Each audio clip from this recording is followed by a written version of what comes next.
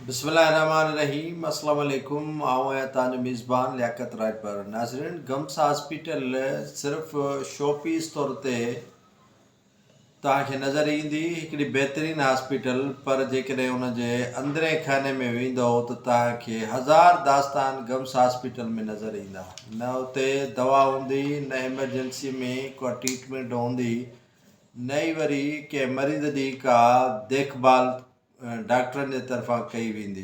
जी हाँ, मुख़्तलिफ़ अहिड़ा हादसा थिया आहिनि जंहिंजा मरीज़ तड़पी तड़पी गुज़ारे विया आहिनि या ॿियनि इस्पतालुनि जो रुख़ कयो आहे। पर अफ़सोस आहे त गंबट जे हेॾी वॾी हॉस्पिटल में एमरजेंसी जे हूंदे बि उते डॉक्टर का बि मरीज़नि जे तरफ़ तवजो नथा ॾियनि, जंहिं सबबु मरीज़ या इंतकाल करे वञनि था या उन जा वारिस चंदो करे उन्हनि खे ॿियनि हॉस्पिटलुनि में मुंतक़िल कनि था। हेॾी वॾी बजट रखंदड़ सिंध जे शोपीस तौर ते सुञाती वेंदड़ गम्स हॉस्पिटल आवाम जे लाइ बेसूद साबित थी चुकी आहे। आवाम खे कोई रिलीफ नथो मिले।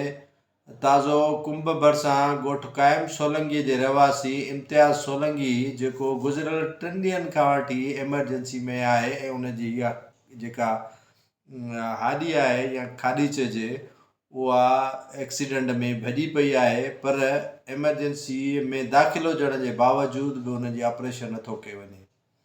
उनजे वारसनि खां तक़रीबन उते एमरजेंसी हॉस्पिटल में मौजूदु डॉक्टर 2 लख रुपया पैसा घुरी रहिया आहिनि, जंहिंखां पोइ उन्हनि जे वारसनि खे ऑपरेशन करण जो चयो वियो आहे। गम्स हॉस्पिटल जेका दुनिया में वॾो नालो कमायो आहे, पर हक़ीक़त में माण्हुनि जे लाइ ज़िलत आमेर साबित थी आहे।